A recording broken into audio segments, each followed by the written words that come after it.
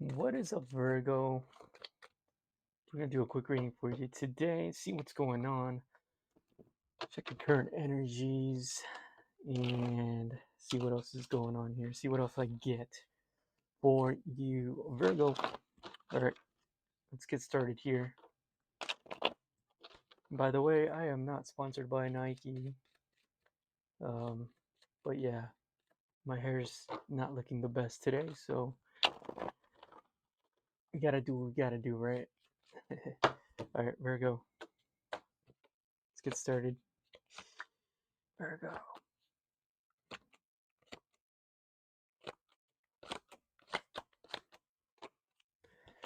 Okay, Virgo, we have the Fool, could be going on a journey. The Fool in itself can mean, a person that's going on this journey, doesn't know what to expect, maybe a bit naive in terms of, what they're getting themselves into here. This could be related to something maybe you've done in the past. This could be something that you're doing again that you've done over a period of time, right? Because we have the Six of Cups kind of defining that Fool, and the Six of Cups, in reverse here can represent maybe, doing something from the past, doing something that you've, always done. You might be doing something that you haven't done in some time, and now you're coming back to this. And you might be realizing maybe, hey, I no longer have emotions towards this one thing, because we have the King of Cups in reverse here. There might be something that you're doing, could be your job, maybe you're seeing that you no longer have emotions towards it, or it could be something as simple as you may be going back and trying. Maybe when you're younger, maybe you like to, go ice skating, or a hobby. Um, you might be realizing, you know what, I'm not even interested in this anymore. I don't have emotions towards this. Uh, and this might have been something you kind of didn't expect. Maybe you thought that you've always liked doing this, and then you go try it, and then it's like, whoa, turns out I actually don't like this. I don't like this activity anymore as I used to like it.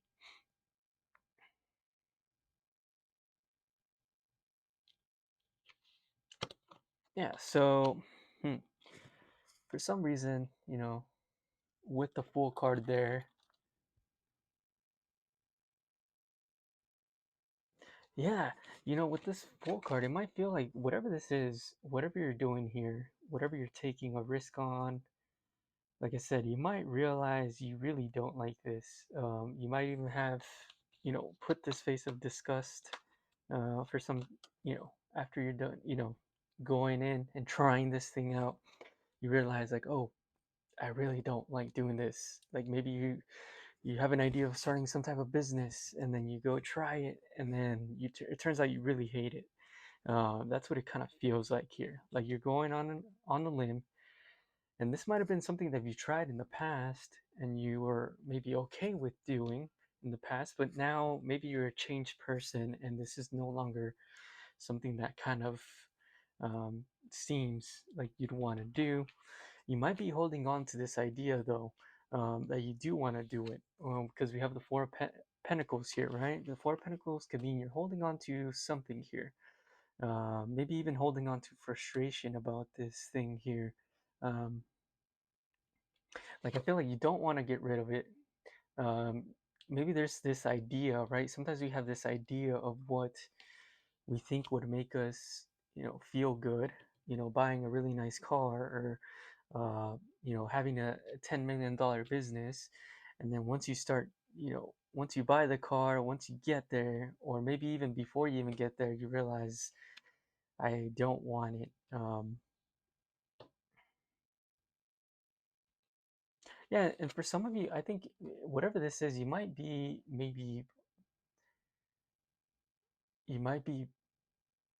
defining your worth based off of this thing. I don't know what the thing is, but it kind of feels like you might be defining who you are as a person based off this thing. With the Star card here, um, the Star card can represent, uh, making a wish. Um, the stars aligning. With the stars here outlined in the card here, you can see there's one main star, right, which is can be your main focus. That main star, that's where I want to be, right? That's where I want to go. The other stars can be, you know, the different milestones, the strategies to get there. Um, so you might be having to kind of change it, but I feel like you don't want to change this wish, whatever this is, right? So whether it be, maybe it's for you, it's buying a Ferrari, maybe maybe it's buying a Mercedes Benz, maybe for you it's being on some magazine, you know, as an entrepreneur, whatever it might be. Um, but really not wanting to kind of let go of this idea, even though understanding that maybe it's not truly what I want, not truly what I truly feel or desire deep down in my heart here. And this could have been something, that could have, you know, you might have been motivated, um, by what people told you. So, for example, maybe you want to become a millionaire, right? And I think maybe deep down it's not really motivating to become one for you, and it's kind of tough to kind of continue to motivate yourself to be there. But maybe you have friends, with Three of Cups here that have told you that you can't do that, and you want to kind of defy the odds. You kind of want to defy the odds here and kind of push forward and make it happen so that you can kind of prove them wrong. Um,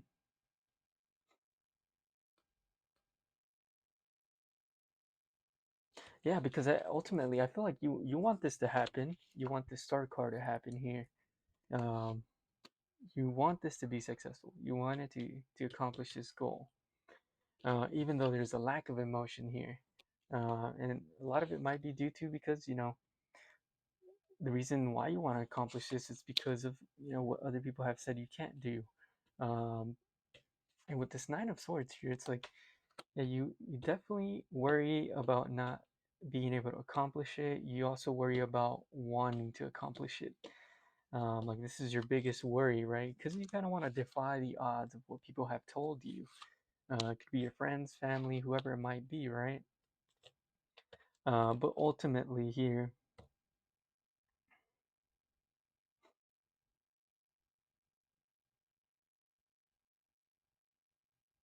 yeah, ultimately it might feel like things are kind of not moving with the Knight of Pentacles in reverse here. Um, if at all moving at all, that is.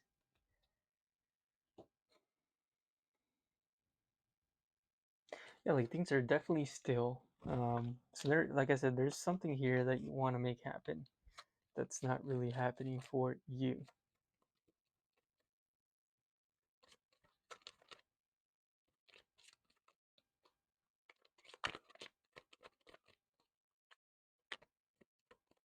Let's pull some more cards here.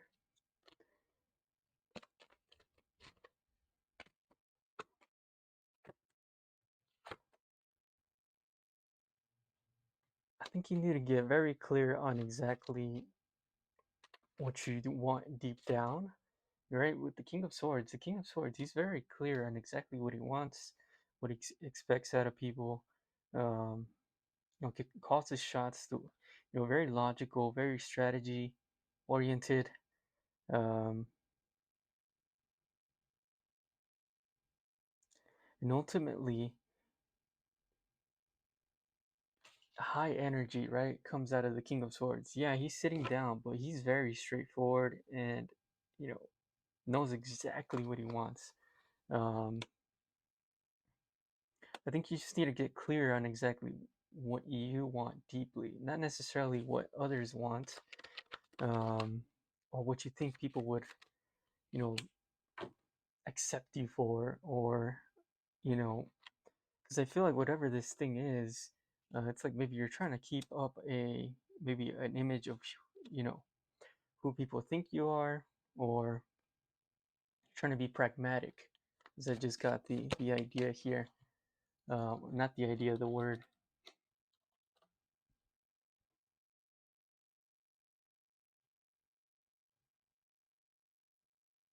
Yeah, so you try to be very pragmatic on everything. Um,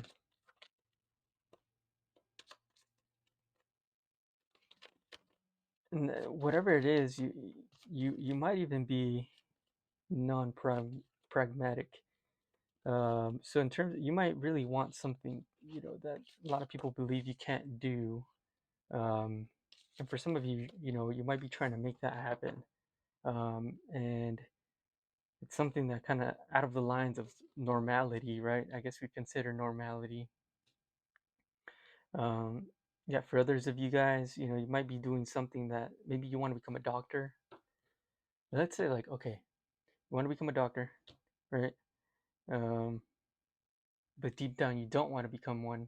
You're fine, you're finding that it's really hard to get started, get motivated, um, and to move forward. And maybe deep down you want to kind of do something else that most people would look at you and be like, "Are you crazy? That's unrealistic." Um, and maybe you want to defy those odds. Um, and the idea of other people telling you that's crazy is kind of holding you back. Um, for others of you guys, it's this idea that you're doing. I mean, you're just doing something that's, for example, maybe in the past you did like doing, maybe now you realize you don't like doing. A lot of people would think you're crazy for maybe walking out, leaving, trying something else. Um, but the thing is, I feel like whatever is the thing that you don't want to do, it's just not happening for you, right? It's really hard for you to even get up and do it. So your advice is to kind of get clear-headed here, make a choice, right? Um, kind of cut through all of the uncertainty, unclarity, in terms of, choices, um, and kind of claim exactly what you want and go make that happen, right? Ultimately, what that's gonna be is, um, what kind of lights a fire in you, right? To kind of push forward, what makes you feel excited, um, you know, to whatever makes you feel excited to work on that thing. That's what you want, where you want to be, right? Now, I'm not saying you're always going to be excited 100% all the time, but um, there are some things that we all get excited for compared to other things, right? There's things that completely make us not even 1% of the thing makes us excited to do, right? But with the lovers in reverse here, it's like, yeah, just claiming what exactly gets you excited and avoiding any choices that do not, make you feel excited. So if it's a job, if you're working at a job that doesn't, at all make you remotely excited about any aspect of the job, then reconsidering that, what else can I do that make me more excited, right? And like I said again, it's not that you're 100% excited all the time at the job, right? There's things in every job that you're not going to like. But if you're, 80% excited, then that's better than being 0% excited all the time. So hopefully that kind of makes sense. And don't compromise either. Or yeah, don't compromise on, being 0% excited. The compromise should happen in being 80% excited and maybe 20% things you don't want to do. That's definitely a better ratio than um, just being, dreadful of what you do every day.